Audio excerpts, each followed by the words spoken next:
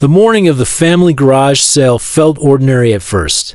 Just another weekend chore my parents had assigned me, as part of their ongoing campaign of humiliation. I remember stepping into the driveway, the sun barely cresting the rooftops, the smell of damp grass still lingering from the previous night's rain. Tables were lined up with mismatched trinkets, old furniture, and boxes of things that had meant something to someone once, now reduced to nothing more than potential cash for strangers.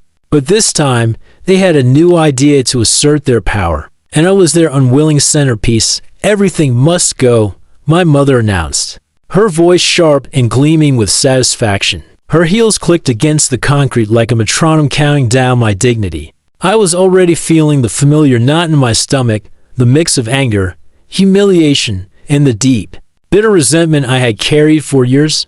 I barely had time to brace myself before she reached into her bag and slapped a $5 price tag across my chest. "You're included," she said casually, as if labeling me alongside dusty teapots and chipped mugs was perfectly normal. My father, leaning against the garage with a smug grin, chuckled and added, "Look at you, son, finally part of the sale. Maybe someone will actually buy you and put you to use." His words weren't meant as a joke.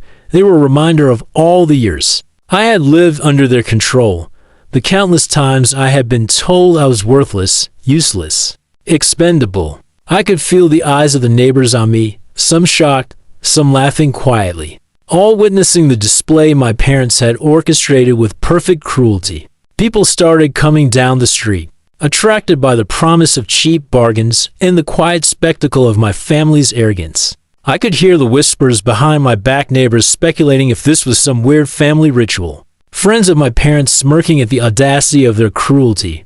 They didn't see me as a person. I was an object, a curiosity, a cautionary tale of failure and obedience.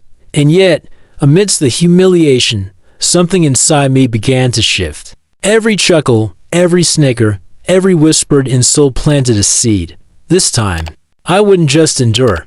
This time, I would plan out as I positioned myself behind one of the tables, mimicking the posture of the objects I had been reduced to. I observed my parents in detail. My mother, moving between tables, explaining the price of a worn lamp or a stack of faded books.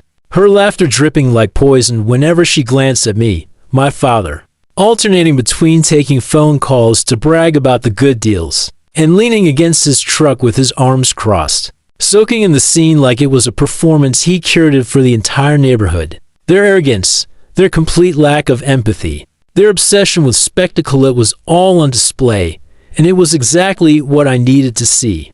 Hours passed like this, each moment a trial of endurance. A few people made small talk, asking about items for sale, casting awkward glances at me as if to ask whether this was some kind of joke or warning. Some kids laughed outright, thinking it was a game, and my parents encouraged it. By midday, I was drenched in sweat, not just from the heat, but from the tension, the constant gnawing anxiety, and the silent fire building inside me. I realized something crucial. Their power over me had always been psychological, built on fear and public humiliation. And now, I had the tools, the time, and the opportunity to flip it entirely. As the sun climbed higher, I began making mental notes of every interaction, every potential weakness. I observed which neighbors were most impressionable, who had influence, who could be quietly swayed. I cataloged every object for sale, imagining the most strategic way to use them not as currency for strangers, but as instruments in a carefully planned reversal. Every insult my parents hurled at me, every degrading word, became a thread in a larger tapestry. I would weave a tapestry of subtle, devastating revenge that would leave them powerless and exposed. By the time the garage sale was winding down, I wasn't just exhausted, I was resolute. The $5 price tag, the laughter, the public spectacle, they were no longer marks of my shame. They were clues, pieces of the puzzle, a blueprint for the reckoning that was coming. My parents thought they were victorious, that they had displayed dominance and won the day. They didn't realize that in labeling me as an object, in reducing me to a cheap sale item, they had given me everything I needed to plan a payback that would be unforgettable, precise, and irreversible. The day ended with the neighbors leaving, some chuckling, some shaking their heads, all unaware of the storm quietly forming in the eyes of the one they had mocked. My parents cleaned up, patting themselves on the back, congratulating each other on a display of discipline and parenting. Little did they know, their laughter and triumph were the opening act to a narrative in which they would be the ones humiliated, their pride dismantled, and their arrogance reflected back at them in ways they could never anticipate. The next morning, I woke up before anyone else, the house silent except for the distant hum of the city outside. My body ached from the previous day's ordeal, but my mind was sharper than ever. I had spent years letting their cruelty define me, and now, finally, I could see the path forward clearly. The garage sale had been more than a public humiliation. It had been a masterclass in understanding how my parents operated, how they thrived on attention and spectacle, and I would use that against them.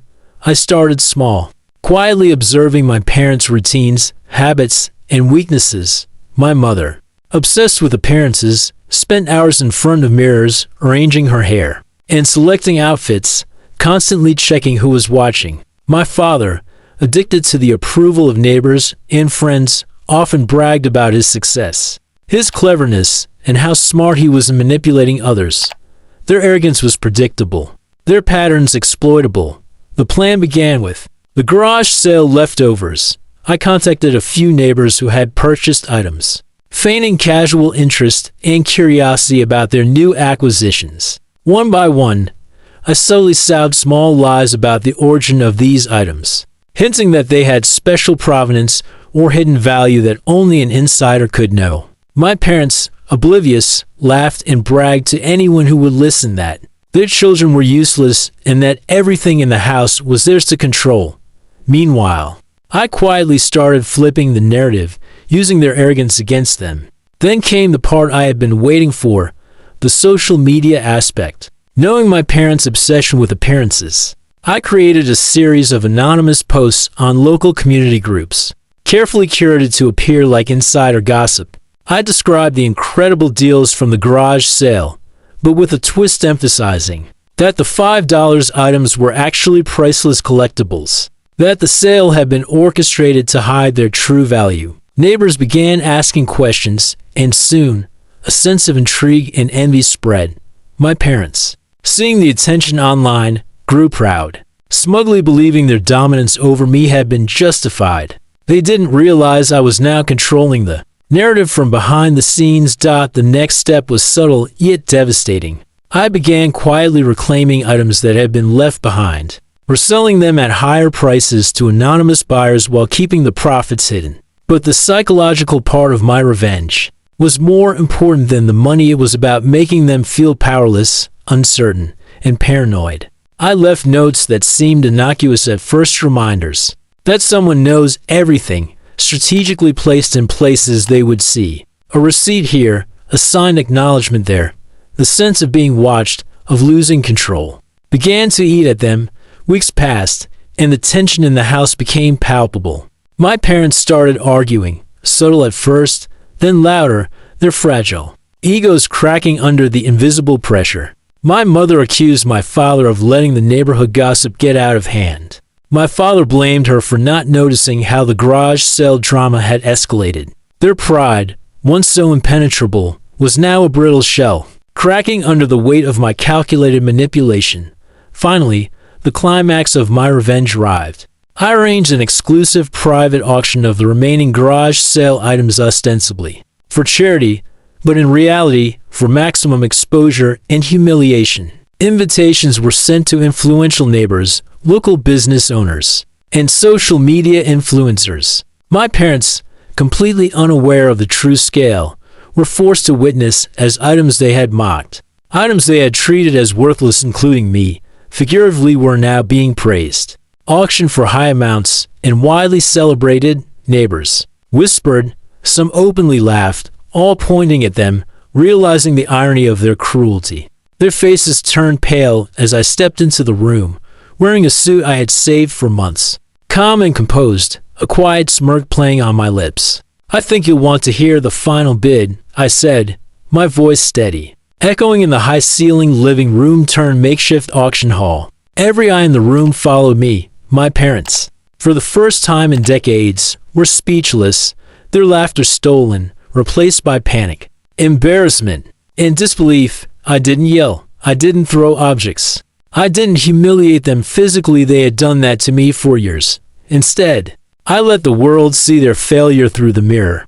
I had carefully polished for months every insult, every joke, every demeaning word they had thrown at me was now reflected back at them, magnified, amplified, and undeniable.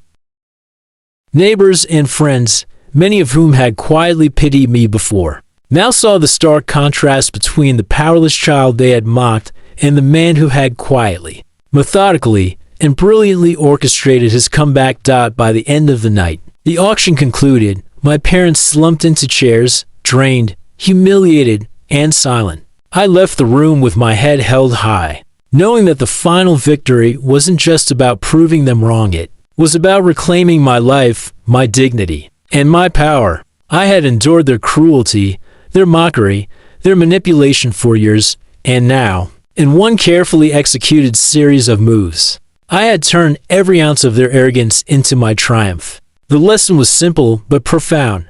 They had treated me as an object, a possession to be used and mocked. But I had shown that even the most worthless pieces could be transformed into instruments of precision, strategy, and ultimate revenge. And as I stepped out into the quiet night, leaving them to wrestle with their own shattered pride, I knew this was the beginning of the life I deserved, one where I was in control, respected, and finally free from the shadow of their cruelty.